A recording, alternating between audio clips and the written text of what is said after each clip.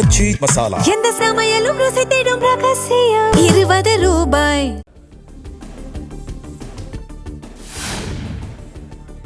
மேகதாது அணை பிரச்சினையை தீர்க்க புதிய நடுவர் மன்றம் அமைக்க வேண்டும் என முதலமைச்சர் விஜயின் தீர்மானமே இறுதியானது.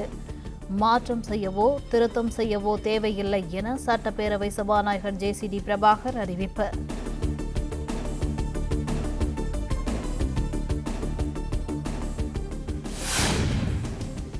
மேகதாது அணை தொடர்பான விவாதத்தில் ஒருமித்த கருத்தை கோரிய தவேக மற்றும் திமுக.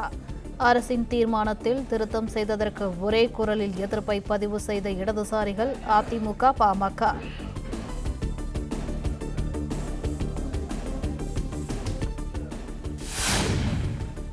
மேகதாது பிரச்சினையை தீர்க்க புதிய நடுவர் மன்றம் எனும் எதிர்க்கட்சித் தலைவர் உதயநிதியின் கோரிக்கையை தமிழ்நாடு அரசு ஏற்றதற்கு எதிர்ப்பு. முதலை வாயிற்குள் சென்று சிக்குவதற்கு சமம் என தவேக அரசை ஆதரிக்கும் இந்திய கம்யூனிஸ்ட் MLA தளி ராமச்சந்திரன் குற்றச்சாட்டு. எதிர்க்கட்சி தலைவர் பேசும்போது ஒரு திருத்தத்தை முன்மொழிந்தார். புதிய நடுவர் மன்றம் அமைக்கப்பட வேண்டும் என்பது. அந்த திருத்தத்தோடு மாண்புமிகு முதலமைச்சர் வந்து தீர்மானத்தை நிறைவேற்றினீங்க. அப்படி இருக்கும்போது புதிதாக ஒரு நடுவர் மன்றம் அமைத்தால் அது தமிழ்நாட்டுக்கு பாதகமா அமைஞ்சிடும். நாமளே போய் முதல வாயில சிக்கின மாதிரி ஆயிடும். ஆகவே புதிய நடுவர் மன்றம் அமைக்க கூடாது என்பது எங்களுடைய கட்சியின் நிலைப்பாடு.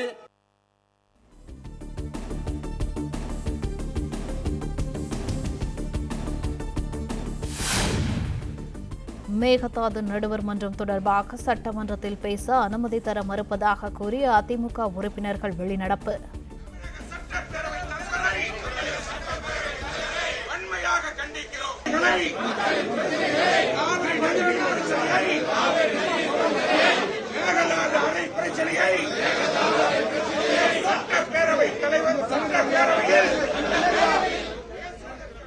எடப்பாடி பழனிசாமி தலைமையில் முழக்கமிட்டபடியே அவையில் இருந்து வெளியேறினர்.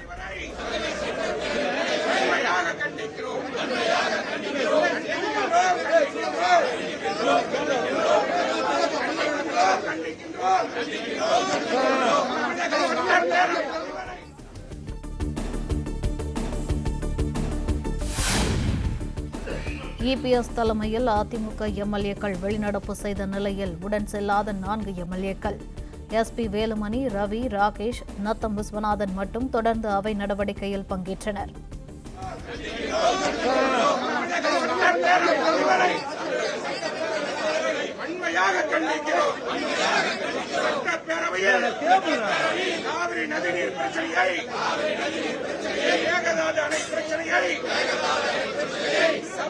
தவறான முறையில்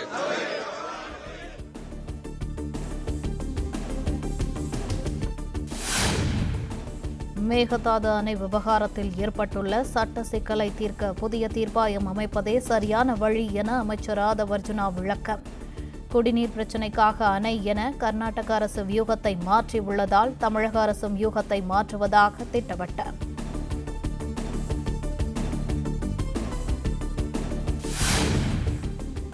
மேகதாதுவில் புதிய அணை கட்ட வேண்டுமா வேண்டாமா என்பதை தீர்மானிக்கவே புதிய நடுவர் மன்றம் கோருகிறது தமிழ்நாடு. காவிரி நதிநீர் பங்கீட்டுடன் எவ்வித தொடர்பும் கிடையாது என்றும் அமைச்சர் ஆதவ் அர்ஜுனா விளக்கம். மேகதாது அணை குறித்து புதிய நடுவர் மன்றம் ட்ரிபுனல். இந்த ட்ரிபுனல் எதுக்குன்னா மேகதாது அணையை கட்டணுமா கட்டக்கூடாதா? நம்ம கட்டக்கூடாதுன்னு சொல்றோம், அவங்க கட்டணும்னு சொல்றாங்க. உச்ச நீதிமன்ற தீர்ப்படி தண்ணி கொடுக்கறதுக்கே நம்ம சட்ட போராட்டம் நிகழ்த்திட்டு இருக்கோம் ஒவ்வொரு வருஷமும். அப்படி இருக்கும் பொழுது இந்த அணை குடிநீருக்காக, ட்ரிங்கிங் வாட்டருக்காக பெங்களூருக்காக வந்து கட்டப்பட்டால் உச்ச நீதிமன்றம் நமக்கு எந்த பங்கீட கொடுத்திருக்கோம் அது பாதிக்கப்படுங்கிறது இங்க இருக்கக்கூடிய எல்லா உறுப்பினர்கள், எல்லா கட்சிகளுடைய ஒரே முடிவுங்கிறது தான் எங்களுடைய பதிவு.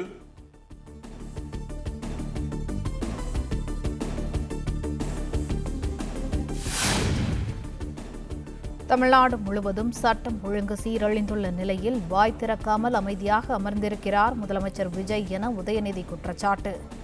இன்னைக்கு தமிழ்நாட்டுடைய சட்டம் ஒழுங்கு நிலைமை எப்படி இருக்குன்னு செய்திகளை பார்த்தா அவ்வளவு கொடூரமாக இருக்கிறது. இதை பத்தி கேள்வி எழுப்பினா கூட காவல்துறைக்கு பொறுப்பு வைக்கக்கூடிய முதலமைச்சர் எதுவும் பேச மாட்டேங்கிறார். To remain silent in the face of evil is itself evil அப்படின்னு ஒரு பழமொழி உண்டு. அது யாருக்கு பொருந்ததோ இல்லையோ, இந்த அரசுக்கு சரியாக பொருந்தது. எதிர்க்கட்சித் தலைவரின் அனைத்து குற்றச்சாட்டுகளுக்கும் முதலமைச்சர் விஜய் செவ்வாயன்று பதில் அளிப்பார் என அமைச்சர் ஆதவ் அர்ஜுனா உறுதி.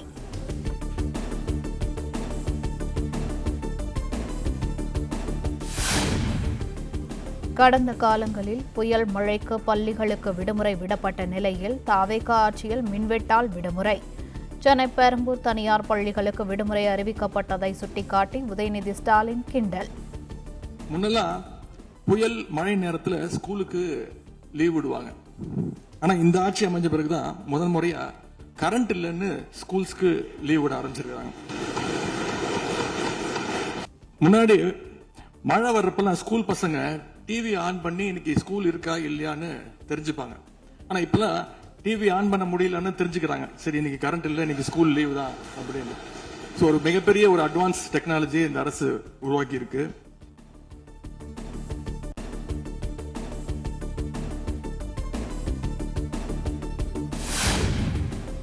தாவேகா ஆட்சியில் மின்வெட்டில் முதலமைச்சர் விஜயின் பெரம்பூர் தொகுதி நம்பர் 1 தொகுதியாகி உள்ளதாக உதயநிதி விமர்சனம். நம்முடைய முதலமைச்சர் அவர்கள் ஆட்சிக்கு வந்த ஒரே மாசத்துல தமிழ்நாட்டிலேயே தன்னுடைய பெரம்பூர் தொகுதியை நம்பர் 1 தொகுதியாக மாத்தி காட்டிட்டார். எதுல நம்பர் 1 பாத்தீங்கன்னா, இன்னைக்கு தமிழ்நாட்டிலேயே மின்வெட்டுல நம்பர் 1 தொகுதி பெரம்பூர் தொகுதி தான். மின்வெட்டு பற்றி பொத்தாம் பொதுவான குற்றச்சாட்டுகளை முன்வைக்கப்படுவதாகவும் எதற்கு மின்வெட்டு என்ற காரணங்களை தினசரி வெளியிடுவதாகவும் அமைச்சர் நிர்மல்குமார் பதில்.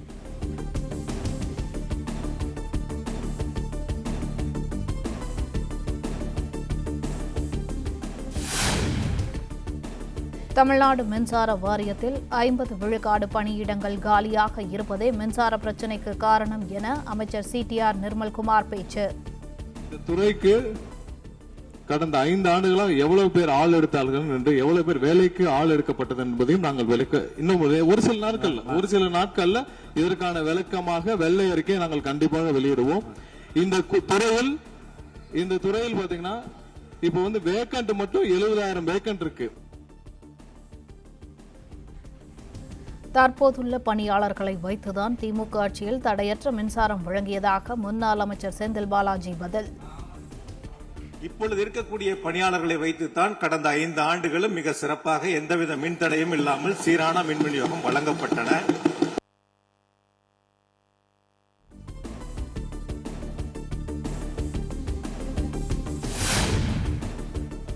மாணவர்களுக்கான இலவச பஸ் பாஸ் வரலாற்றிலேயே முதல் முறை என தாவேகா ஆட்சியில் ஃபேக் நியூஸ் பரப்பப்படுகிறது. திமுக அரசின் திட்டங்களுக்கு முதலமைச்சர் விஜய் பெயரில் ஸ்டிக்கர் ஒட்டப்படுவதாக எதிர்க்கட்சித் தலைவர் உதயநிதி சாடல்.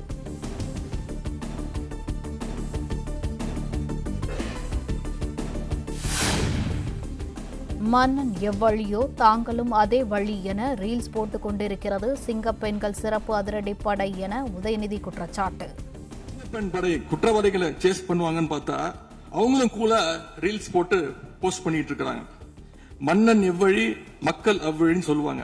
அதை சிங்கப்பெண் படை ஃபாலோ பண்ணதோன்னு மக்களுக்கு சந்தேகம் வந்துருச்சு. சிங்கப்பெண்கள் அதிரடிப்படையை இழிவுபடுத்துவதை அனுமதிக்க கூடாது என அமைச்சர் ராஜ்மோகன் பதிலடி.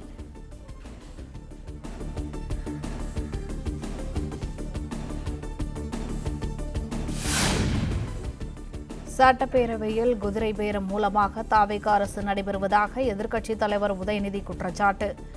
ஆதாரம் இல்லாமல் கழுதை குதிரை பேரம் என்றெல்லாம் பேசக்கூடாது என சபாநாயகர் ஜேசிடி பிரபாகர் காட்டம்.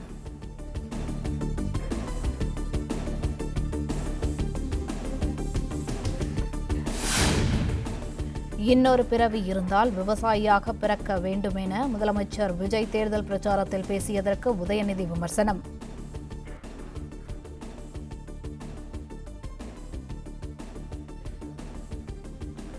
விவசாயியாக மீண்டும் பிறக்க வேண்டியது இல்லை, எப்போது வேண்டுமானாலும் விவசாயத்தில் ஈடுபடலாம் என்றும் உரை.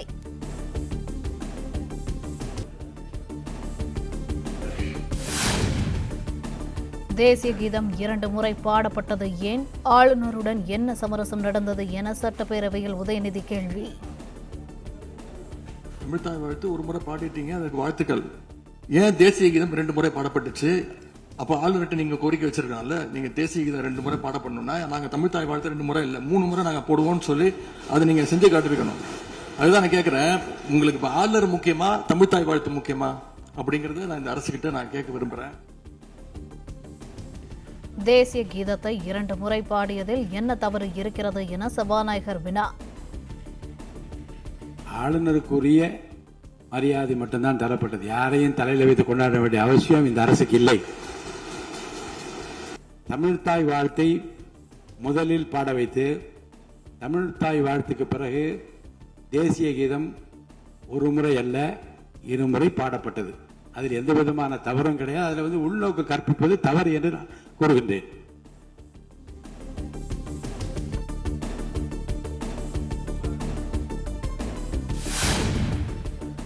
திருவள்ளூர் மாவட்டம் கன்னிகைப்பேரில் தனியார் இறால் பதப்படுத்தும் ஆலையில் அமோனியா வாயு கசிவால் உயிரிழந்தவர்களின் எண்ணிக்கை 7ஆக உயர்வு. பாதிக்கப்பட்ட தொழிலாளர்களுக்கு தொடர் சிகிச்சை.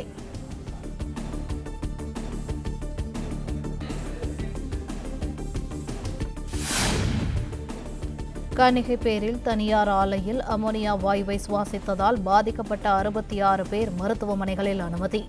திருவள்ளூரில் 2 மருத்துவமனைகளிலும் சென்னையில் 2 மருத்துவமனைகளிலும் தீவிர சிகிச்சை.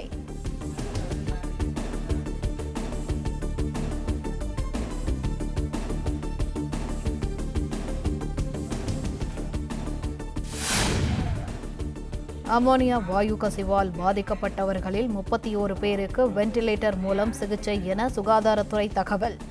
வேல்ஸ் மருத்துவமனையில் சிகிச்சை பெறுவோரில் 11 பேர் தீவிர சிகிச்சை பிரிவில் உள்ளதாகவும் தகவல்.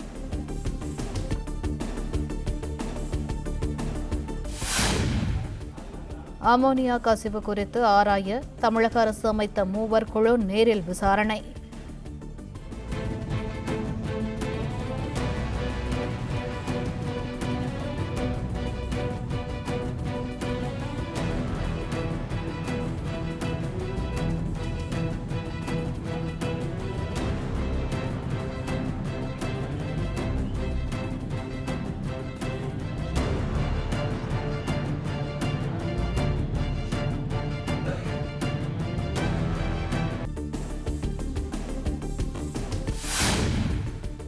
அமோனியா வாயு கசிவு குறித்து விவாதிக்க அனுமதி கோரி சட்டப்பேரவையில் திமுக எம்எல்ஏக்கள் அமளி.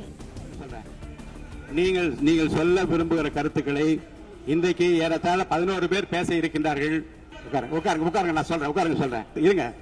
அமைச்சர் இப்போது 110 விதியின் கீழ் விளக்கம் அளிப்பார்.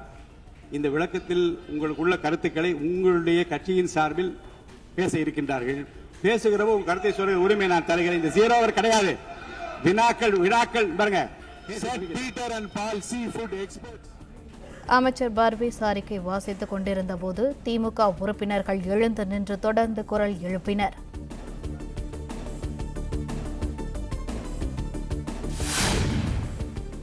திருவள்ளூர் கன்னிகைப்பேர் அமோனியா வாயு கசிவு சம்பவத்தில் விதி எண் 110 பேசிய தொழிலாளர் நலத்துறை அமைச்சர் பர்வேஷ் உரத்த குரலில் மேடை பேச்சு போல சட்டப்பேரவையில் வாசித்து அமர்ந்தார்.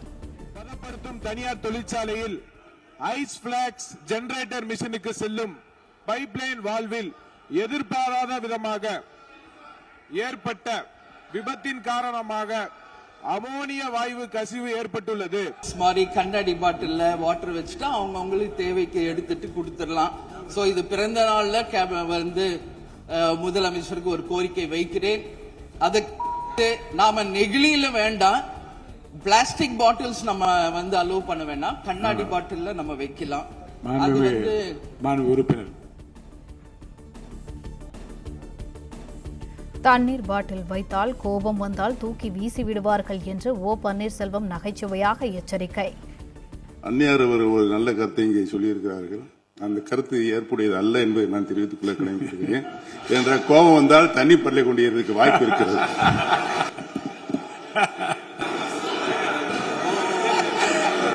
உறுப்பினர் பேசலாம். இப்போ தண்ணி பாட்டில் தான் வீசணும்னு கிடையாது, டம்ளர்ல கூட வீசி அடிக்கலாம். உறுப்பினர் ஒரு நிமிஷம். தலைவர்களே, நம்முடைய மாண்புமிகு முன்னாள் முதலமைச்சர் அண்ணன் ஓபிஎஸ் அவர்கள் ஒரு நிலையை குறிப்பிட்டு அதை எரிவதற்கான தண்ணி பாட்டிலை எரிவதற்கான வாய்ப்பு இருக்கிறது என்று சொன்னார்கள். ஒருவேளை அவருடைய தனிப்பட்ட அனுபவத்தின் காரணமாக அதை அவர் இங்கே குறிப்பிடுறாரா என்பதை நான் அறிய விரும்புகிறேன். மாண்பு உறுப்பினர், எந்த சமையலும் ருசி தேடும் ரகசியம் 20 ரூபாய். பிளே ஸ்டோர் மற்றும் ஆப் ஸ்டோரில் இருந்து பாலிமர் செயலியை QR கோடு மூலம் பதிவிறக்கம் செய்யுங்கள். செய்திகளை உடனுக்குடன் பெறுங்கள்.